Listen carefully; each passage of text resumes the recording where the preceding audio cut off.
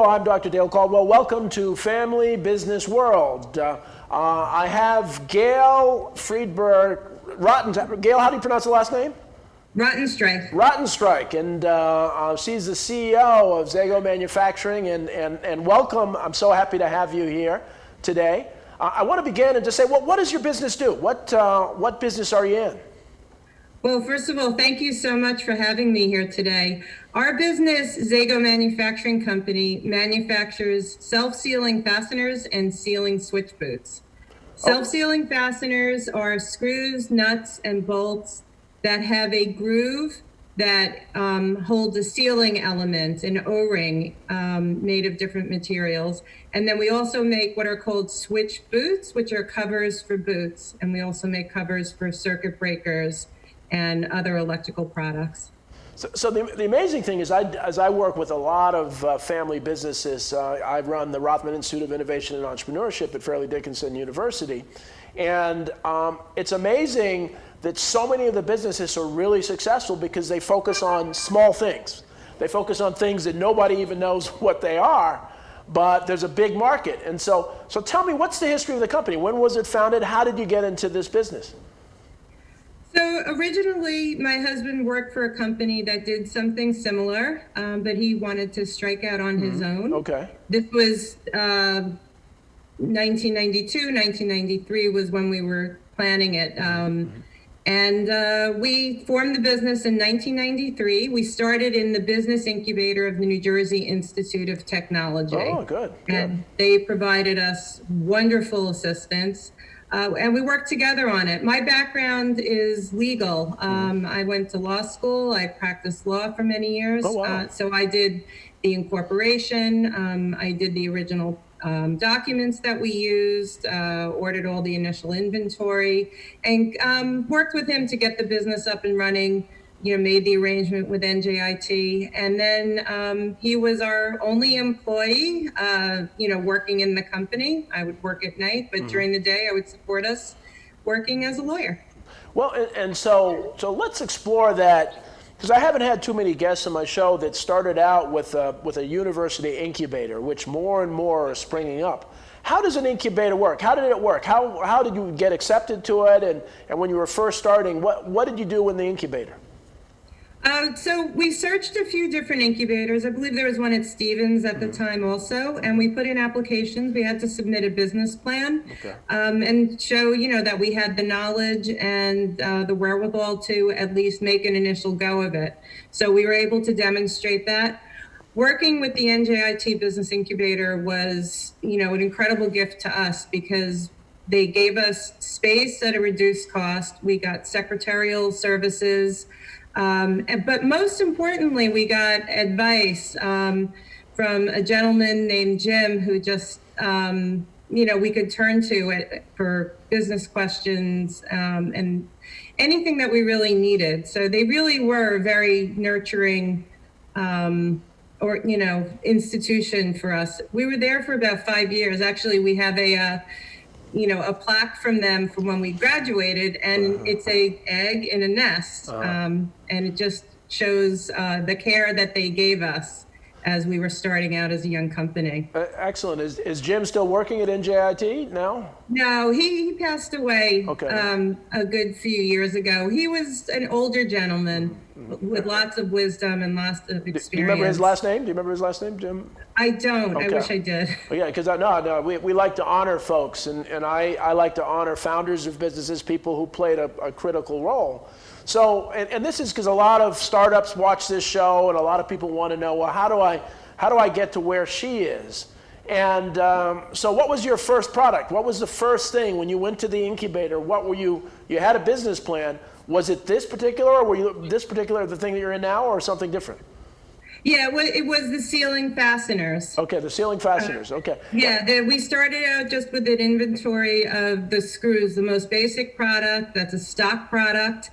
We didn't start out doing any kind of custom products. That was something we got into later. It was just We had inventory of the things that we knew we could sell. But now, how did you know there was a market? There's going to be a market for that. What kind of research did you do? Some experience in the business. And so, was it that other businesses just weren't making enough of them, or what was your unique selling proposition? Well, yeah, there was only a couple of companies in that business, and we felt that the market, just could be grown. Yeah. And that's what we've been doing over the last 27 years, is growing that market, bringing more awareness to the product. Wow. And showing companies, that they need this screw, this sealing fastener, not a regular fastener, something that's going to do double duty by holding things together, but also keeping things inside, keeping liquids and gases inside, keeping environmental contaminants out. Right. Now, do you have a patent on this? Is this something patentable or not? No, this is a fairly old product. It was developed during World War II. Oh, really? Oh, interesting. So for those that don't understand, I try to relate to the audience for people that say, okay, well, this sound, what is it? What does it do? What does it actually do? The sealing fastener. What it does is, this isn't a structural product. Like, we do make some very big nuts and bolts and screws, but most of them are small. And what they do is, the sealing element, when you screw it in, it creates a complete seal. When you have a regular fastener, you can have leaks of oil, or you can have gases leak out. Oh, really?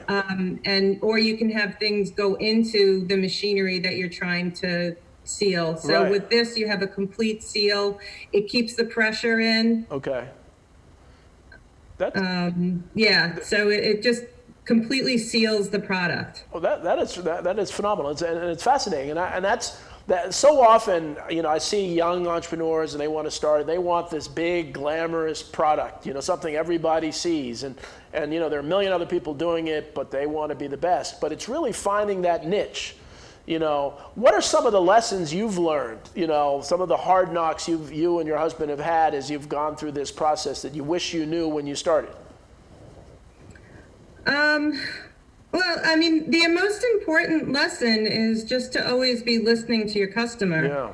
Yeah. And it's not that there are hard knocks, but no business runs perfectly. There's always going to be issues.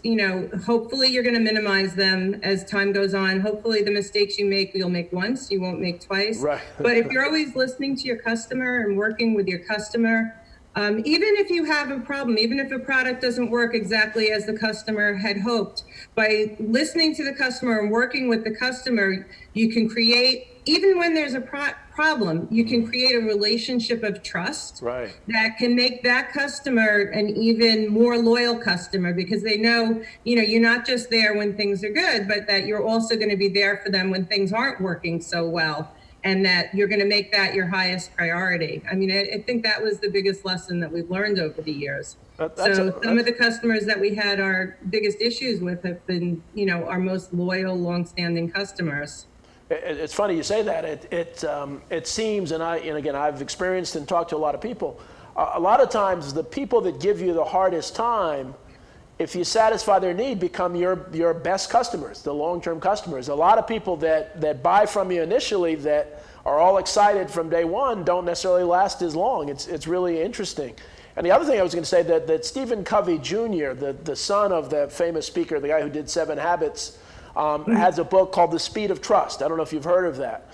But he talks about the fact that trust, whether it's between employees, between customer, B2B, that trust is so critically important. So what you said really resonates, that you really have to have trust with your customers and really listen to the customer.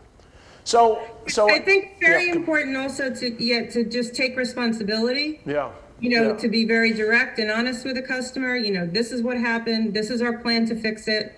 And the customers who are the most exacting and the most demanding, are the ones that you end up developing the best relationships with, because they know you're gonna meet their needs. Right. That's your highest priority. So, one of the things, and that's such a great lesson, but that's a family business lesson. One of the things I find that family businesses put the customer first. It almost seems like the bigger a business, the less they put the customer first.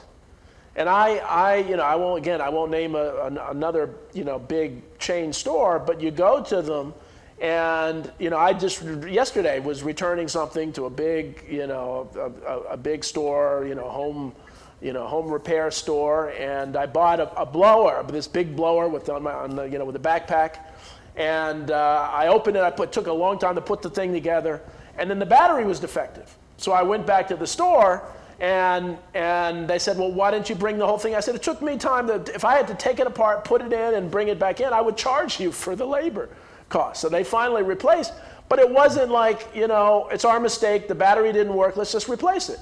And they've made a lot of money because they haven't been closed during the pandemic and others.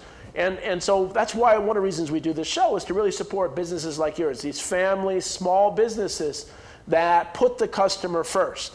And so it's just so great to hear you say that. Are there any big major companies that are competitors, or is it just some smaller companies? Just smaller companies, basically. Yeah, other smaller businesses.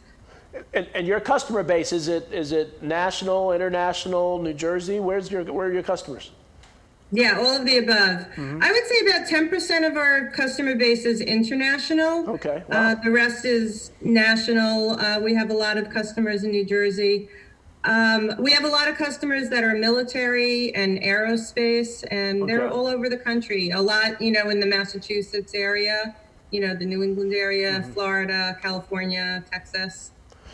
And what's your plan to market? How do you market to those businesses? What do you, how do you get to certain regions of the world? Well, how don't we market? That's really, we go out, in, all different areas. I mean, obviously the internet has been the most, where we've invested the most time and resources, and, in the last 20 years since the internet has been a thing. We've spent a lot of time developing, an attractive, very user-friendly website,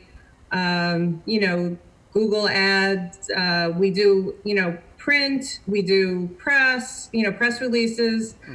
We've gone to trade shows a lot, but, obviously this year isn't for that. Right. And we do outreach in all different ways, not just directly to the customers. We do, constant contact. We're always, in contact with our customers.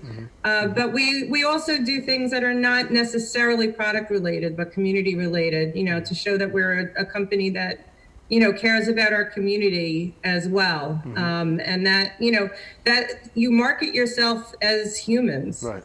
As humans marketing to humans. No, and that's wonderful. I the way that family businesses give back to the community, the way they treat their employees, is really one of the special things about working with family businesses.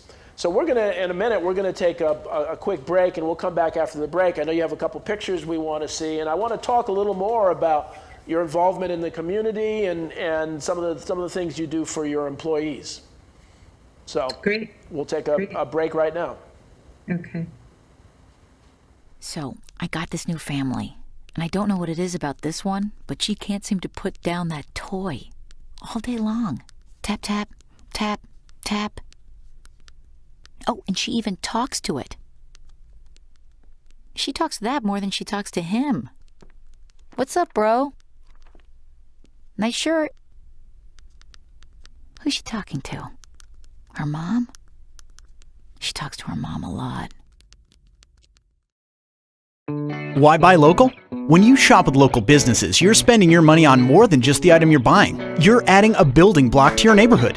It starts with a single purchase, maybe a cup of coffee, groceries from a local co-op, or even a shiny new bicycle from one of the nearly 28 million small businesses nationwide. Your money doesn't stay in the till for long though. Local business owners use the money to create a lot of economic activity in your neighborhood, like buying from suppliers, many of whom are also local businesses. Paying taxes to the city, which builds and maintains the infrastructure we all rely on. Employing local workers, contributing to 65% of the net new jobs each year. Add this all together and you've got a recipe for a happier, healthier, more connected neighborhood. Now that's an investment worth making.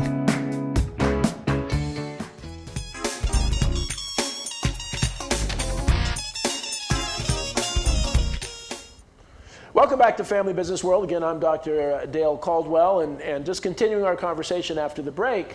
I know your dad wasn't officially in this business, but you had just said your dad was really, really important in really helping to mentor, especially after coming out of the incubator. So tell me about your dad. What kind of business did he have, and just hear a little about him.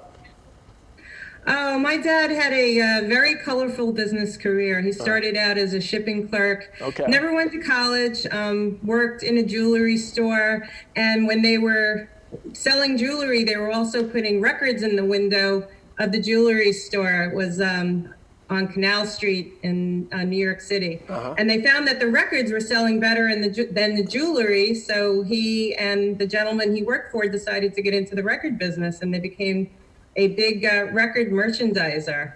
But unfortunately, they made one of the mistakes that we have been very careful not to make, which was that most of their business, 80% of their business, was tied up with one customer, and that customer filed for bankruptcy. Wow. And my dad's business, folded as well. He never filed for bankruptcy, but his business folded. And then he actually got involved in doing liquidations. Some of the big chain stores that went out of business in the late 70s and early 80s, he did liquidations for. But, he just sort of kept on rolling.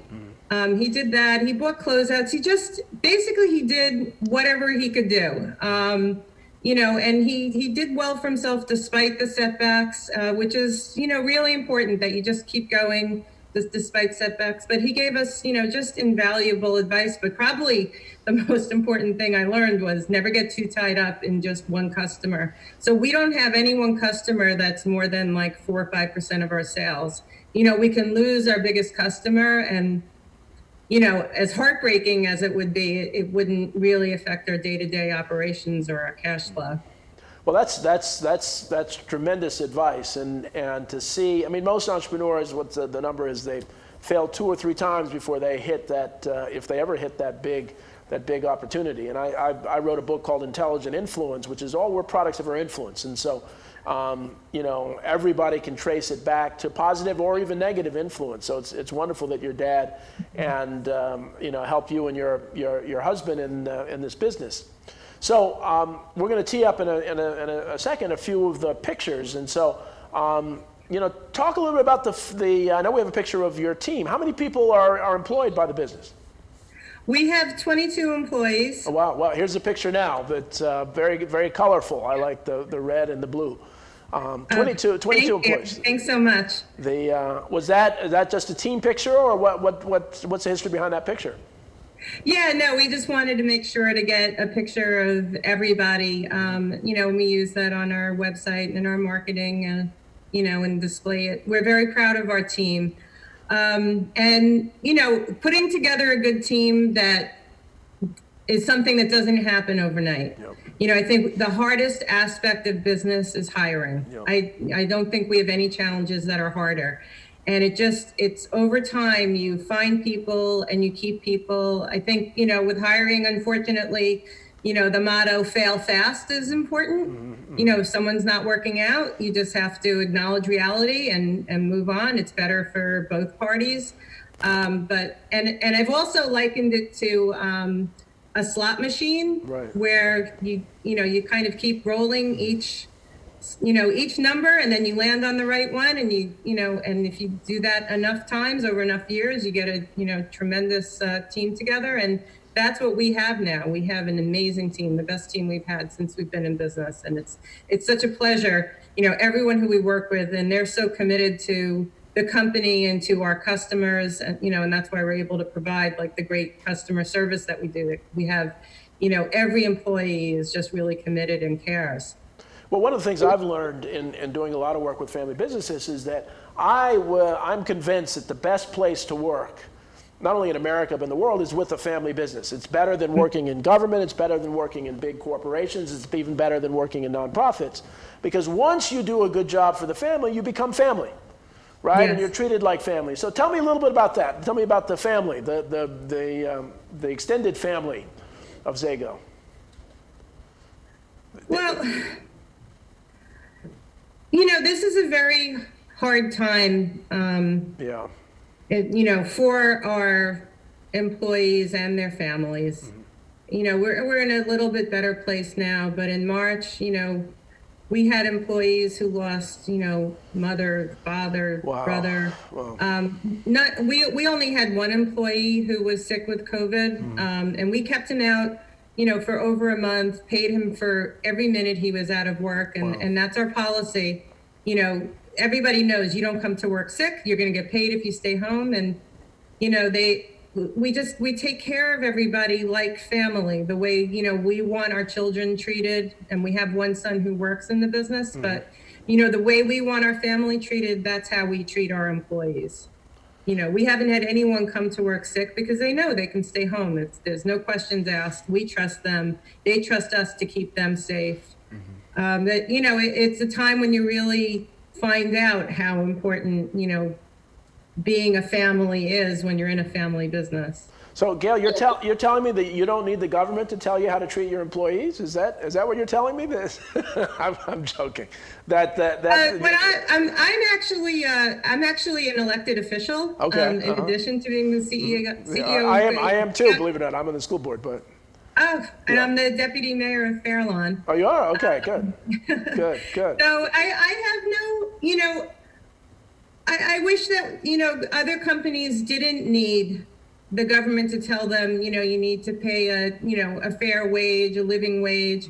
We provide health insurance for our employees. We think that's really important, that, they don't have that big worry, what am I going to do if I get sick, if my child gets sick, Exactly. We take care of so many things so that when our employees come to work, they can focus on work.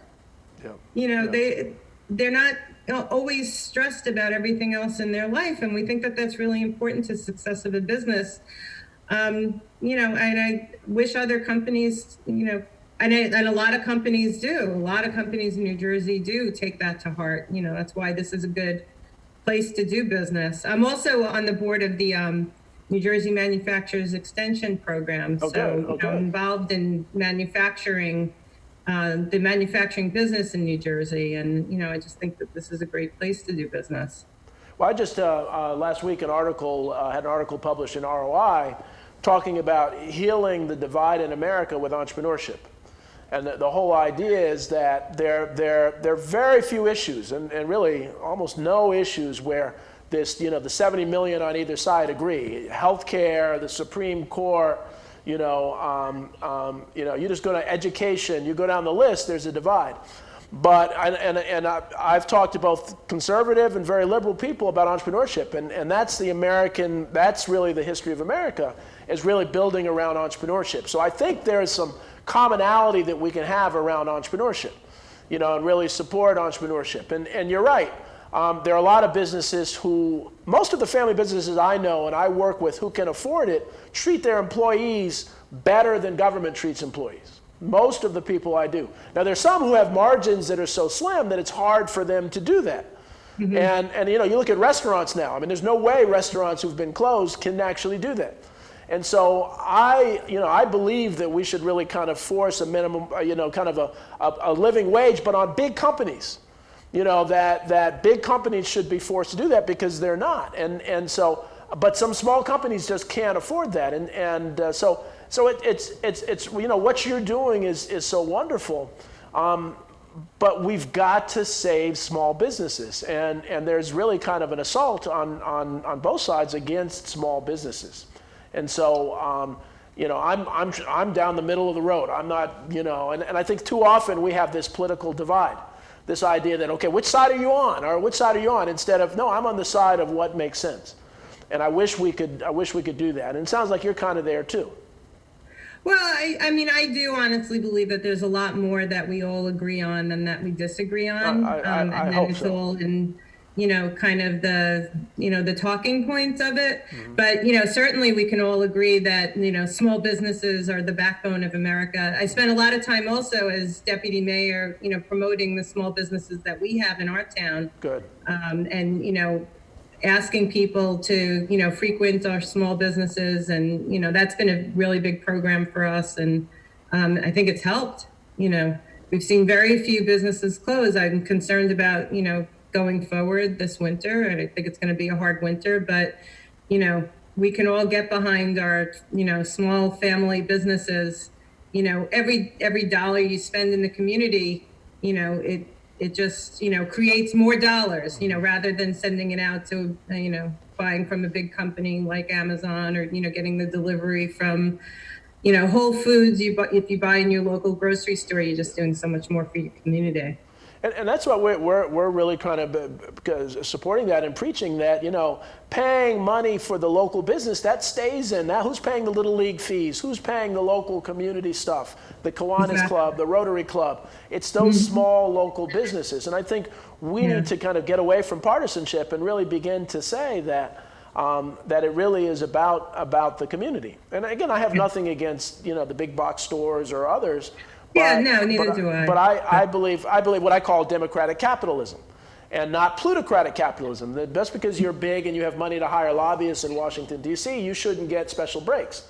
You know, it really should be a democratic capitalistic, you know, system that, you know, that both sides can agree that you can really help businesses become successful. And so, you know, I love what you're doing there. And then the whole idea, well, manufacturing's dead. There's no manufacturing in the United States, in New Jersey, but there's a lot of manufacturing. Talk to me about that. There's a lot of manufacturing in America. Yeah, I mean, we sell our products to manufacturing companies. I mean, we sell to distributors who sell to manufacturers, and we sell directly to, you know, original equipment manufacturers, OEMs. And there are so many manufacturers in the United States, and they are making the most innovative, interesting products. Every day we learn about a new company making a new product, you know, that uses our parts, and it's inspiring, it's fascinating, it's very, you know, encouraging about, you know, where we're going. So, you know, manufacturing is far from dead in the United States, absolutely. But it definitely, you know, needs help, you know, it needs encouragement. And that's absolutely right. I mean, you know, I've had so many people on my show who are New Jersey manufacturers who are among the best in the world at what they do.